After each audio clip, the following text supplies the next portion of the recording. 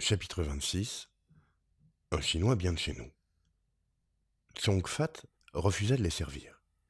Dès qu'il les vit entrer, il se mit à gesticuler avec cette frénésie proverbiale des impassibles orientaux, ce qui peina beaucoup Con, lequel estimait qu'un bon restaurateur chinois devait toujours servir les mets traditionnels de son pays.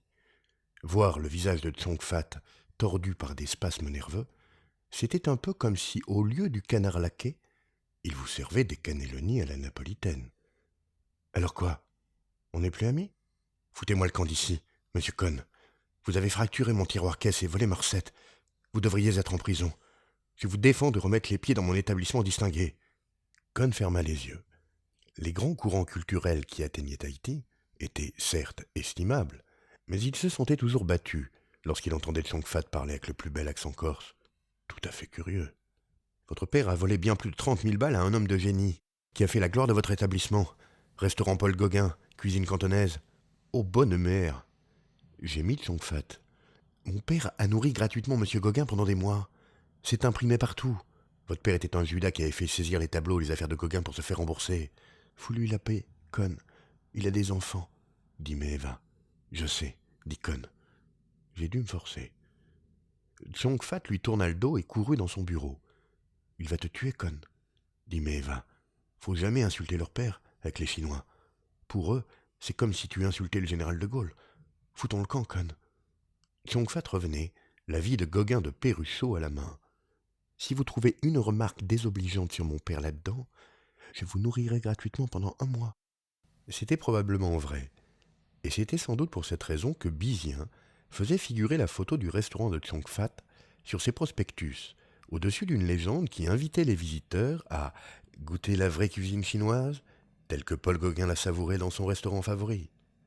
La carte offrait plusieurs des plats préférés du fondateur, tous typiquement tahitiens.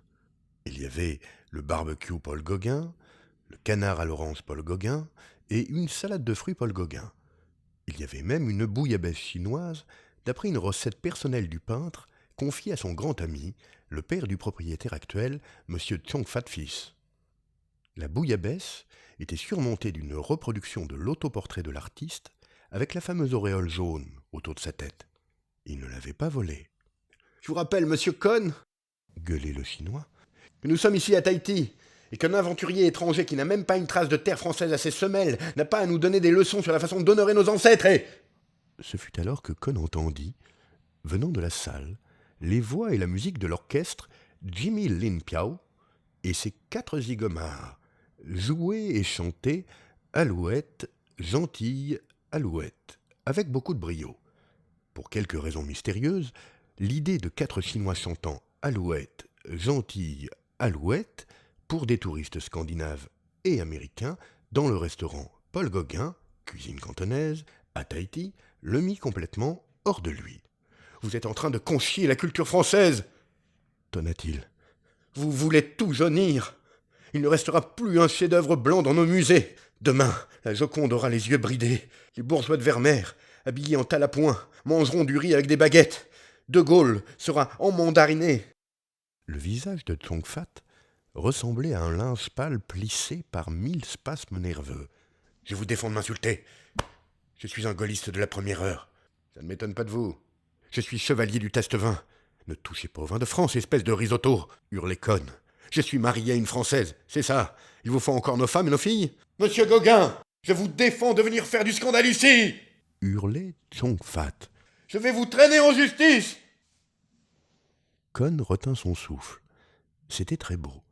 Il savourait un délicieux moment de perfection artistique, avec le sentiment d'une œuvre pleinement réussie.